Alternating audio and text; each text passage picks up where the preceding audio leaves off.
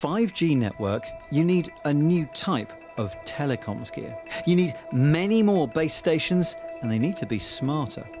It is the Chinese tech company Huawei which makes the most advanced 5G gear, but this has been making Western governments nervous. So I've come to find out, who are Huawei? It may look like Paris, but this is Huawei's brand new campus in Shenzhen, China. A huge site where employees take a train between office buildings, each of which is modelled on a different European city. Few journalists have visited this Disney World-like project, very much the brainchild of Ren Zhongfei, the company's founder. He's been compared to the likes of Steve Jobs, growing his company from a small workshop to a global tech giant, now employing 180,000 people. Huge spending on research means Huawei claim they're now around 18 months ahead of any other 5G manufacturer. And that includes not just getting faster and faster data speeds, but also dealing with the problems that come from higher performance. So this is Huawei's 5G wireless base station. So normally in 5G, the power is around 1,000 watts. And how much bigger is that than a 4G base station? I think in 4G base station, normally the average power is 300 watts. 300. And yeah. this is... So it's 3 times larger. So this uses 3 times as much power? Yeah. So it gets hotter? Yeah, it's much hotter. It's a common problem in technology. As things get faster and they consume more power, they get hotter. Cooling techniques need to be developed. This is liquid cooling cycling.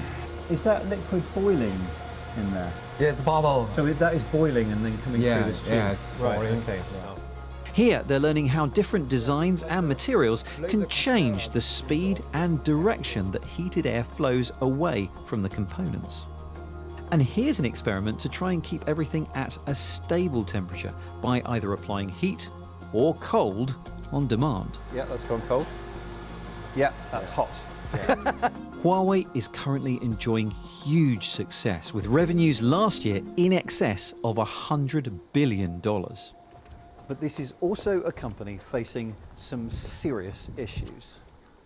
The biggest is that the US is coming for Huawei in a big way.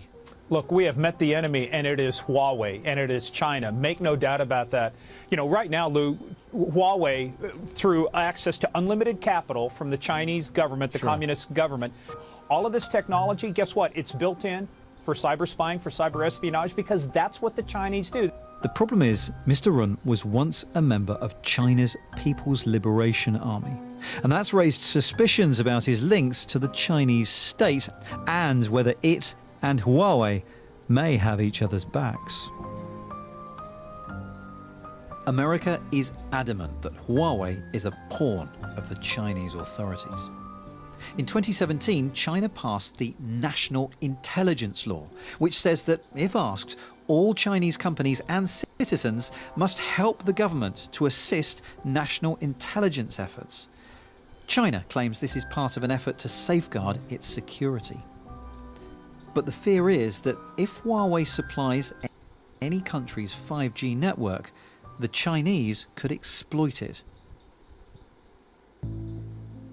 To help the government decide whether Huawei should be in the UK's 5G network, the British security services have a special unit devoted to looking at the potential risks posed by Huawei.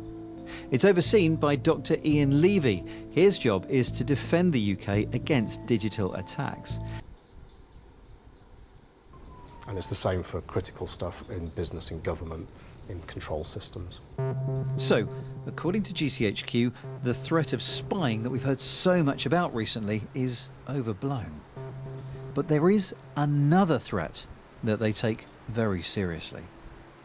In a future where our entire infrastructure, our economy and our lives are run by computers talking to each other over a 5G network, what would happen if someone shut that network down? If you think about it, the future of warfare is not necessarily